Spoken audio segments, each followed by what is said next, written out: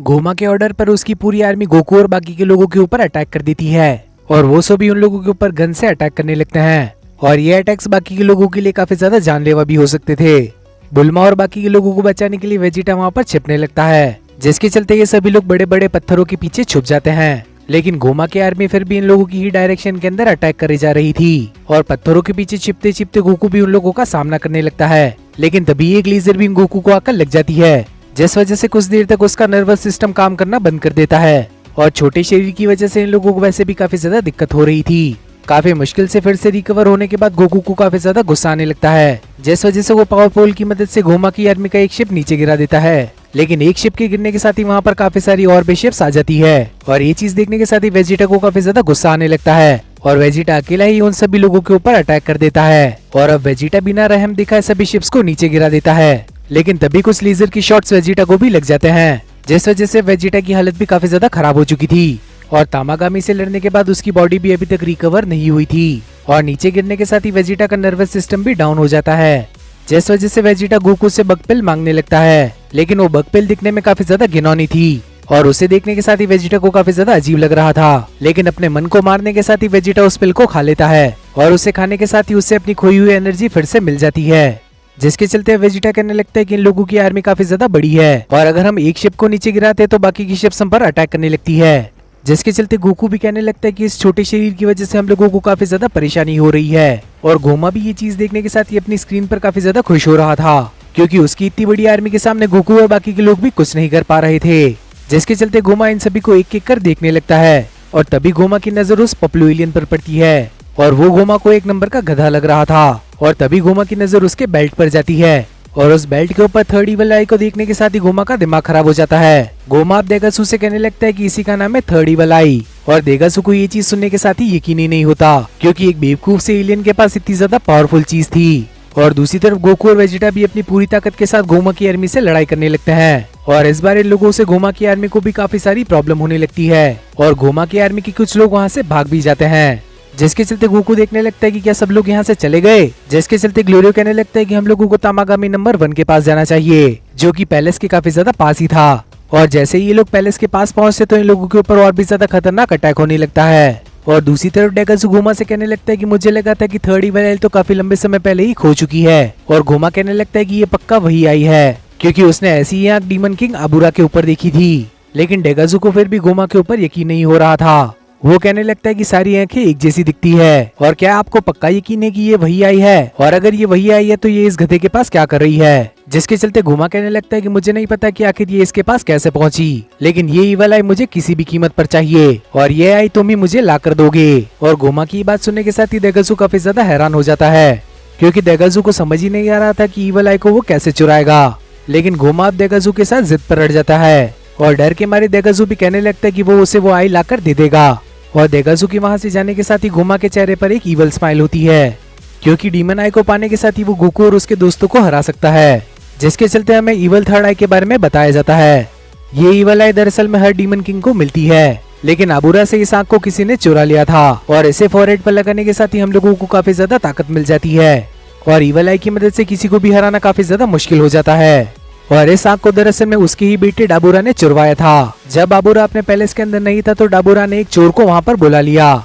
डाबूरा उस चोर से कहने लगता है कि मैं गार्ड्स का ध्यान भटकाऊंगा और तुम इवल थर्ड आई को चुरा लेना। साथ ही डाबूरा उस चोर को वो चाबी भी देता है, जिसके चलते वो चोर इवल थर्ड आई को चुरा लेता है। लेकिन इस सब के बाद उस चोर के पीछे पूरा डीमन वर्ल्ड पड़ चुका था। वो चोर उन सभी लोगों से बचता हुआ भाग रहा था, लेकिन तभी उसकी शिप एक क्रैगन से हिट हो जाती है, जिसके चलते वो सीधा जाकर थर्ड डीमन वर्ल्ड के अंदर गिर जाता है और वो इवल थर्ड आई वहीं पर कहीं पर खो जाती है। और दूसरी तरफ डाबूरा भी अपने पिता को हराने के साथ ही डीमन वर्ल्ड का एक नया राजा बन जाता है। लेकिन कुछ ही समय बाद डाबूरा को भी मार्जिन बू मार देता है और गोमा के डीमन किंग बनने के साथ ही किसी को भी नहीं मालूम था कि आखिर वो आंख कहाँ पर है। जिसके चलते हाई बीस थर्ड डीमन वर्ल्ड के अंदर शिकार करने जाता है और उसे जंगल के ही अंदर इवल थर्ड आई मिलती है और वो पपलू एलियन उसे अपने बेल्ट पर लगा लेता है, जिसके बाद से आज तक वो वहीं पर मौजूद है। जिसके चलते सीन फिर से प्रेजेंट टाइम के अंदर शिफ्ट होता है और अब गोकू और बाकी के लोग गोमा के पैलेस के सामने आ चुके थे।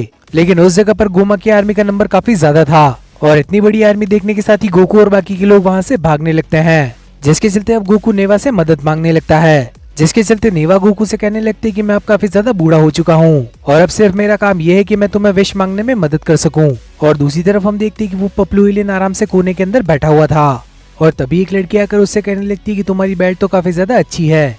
और वो पपलू एलियन कहने लगता है कि मुझे मालूम है और इसीलिए ये मेरी फेवरेट बेल्ट है। जिसके चलते वो लड़की कहने लगती है कि मैं तुम्हें एक किस दूंगी, बदले में तुम मुझे ये बेल्ट दे देना। लेकिन वो पपलू एलियन कहने लगता है कि मुझे इस चीज की जरूरत नहीं है। और ये बात सुनने के साथ ही वो लड़की काफी ज्यादा हैरान थी क्योंकि आज तक उसे किसी ने भी मना नहीं किया।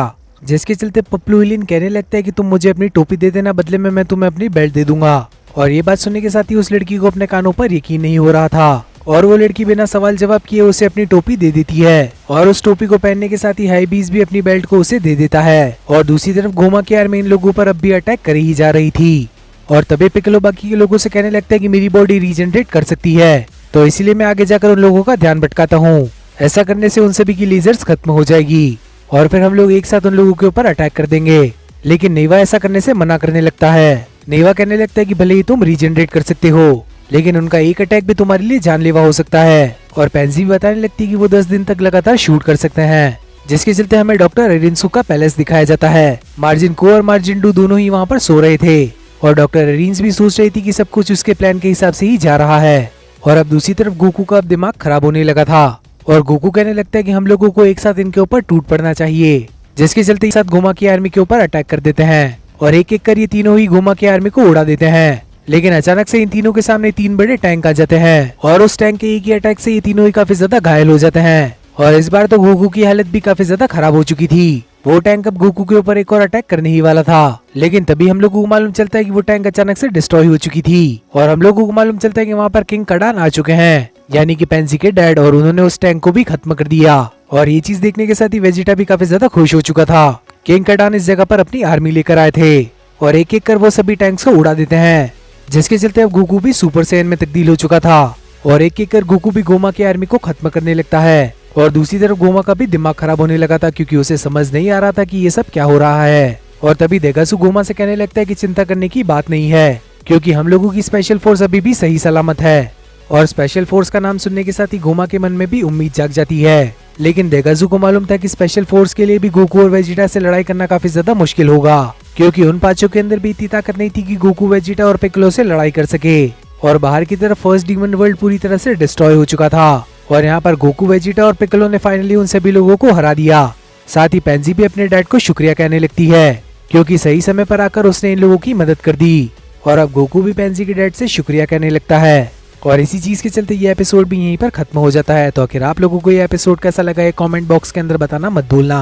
साथ ही इस वीडियो को लाइक करने के साथ ही चैनल को भी सब्सक्राइब कर लेना और आखिर में नोटिफिकेशन बेल को ऑन करना मत भूलना ताकि फ्यूचर में आने वाली वीडियोस की नोटिफिकेशन आप लोगों से मिस ना हो। तो अब मिलते हैं इसी टाइप की और किसी अमेजिंग वीडियो के अंदर, तब तक के लिए बाय एवरीवन।